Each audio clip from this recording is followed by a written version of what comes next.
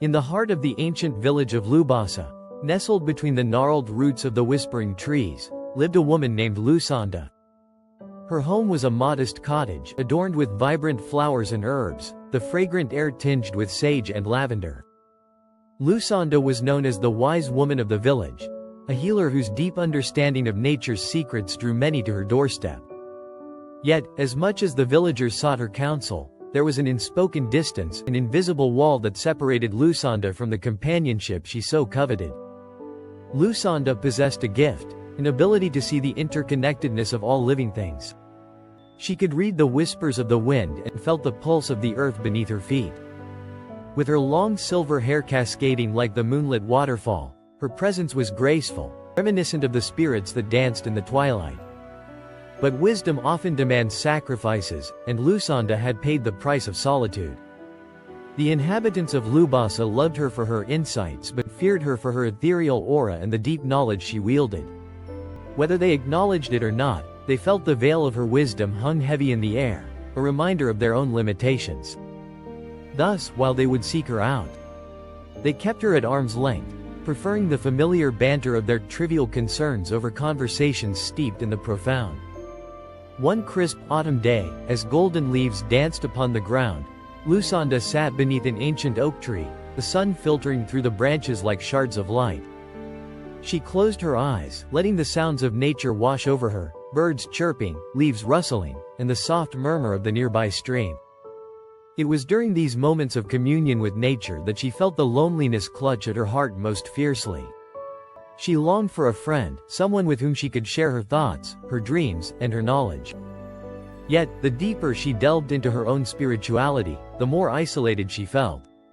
It was a paradox she had come to accept.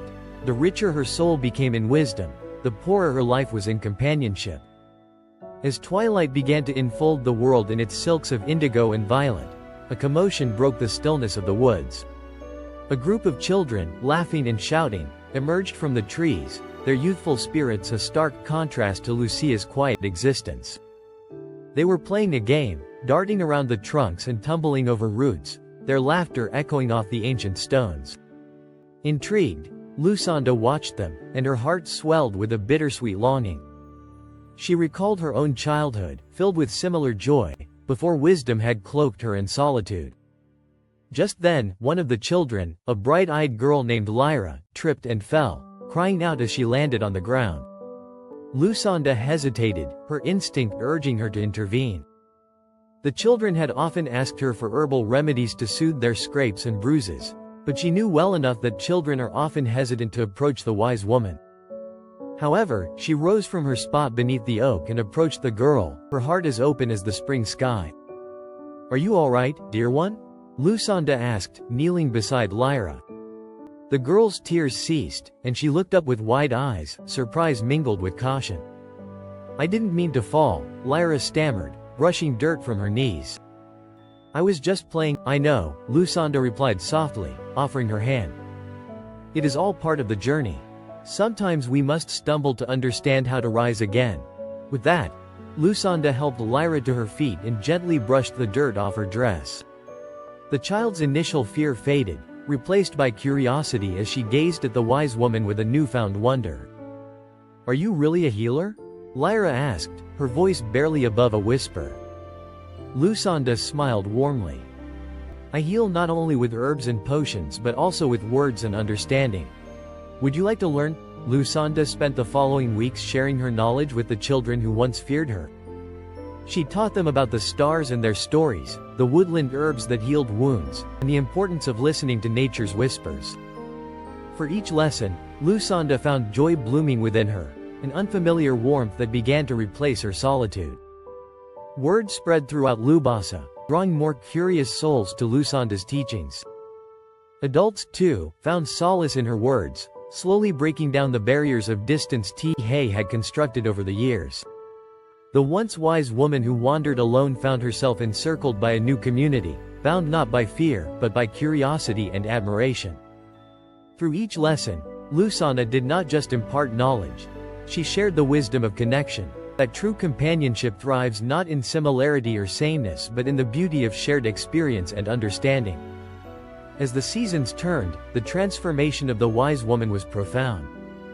Lusanda became the heart of Lubasa, a beacon of light guiding her community back to the interconnectedness she had always known.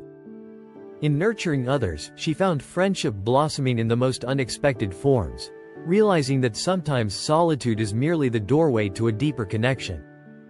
In living her truth, Lusanda discovered not just the joy of sharing wisdom, but the beauty of belonging, a lesson she imparted to those who once shied away, teaching them that the greatest wisdom lies in the tapestry woven by hearts intertwined. Lusanda's story reminds us that even the wisest hearts can grow lonely, and that strength doesn't mean we don't long for connection. Sometimes we build quiet walls around ourselves without even realizing it, simply because we've been misunderstood for so long. But the truth is, opening up, even just a little, can change everything.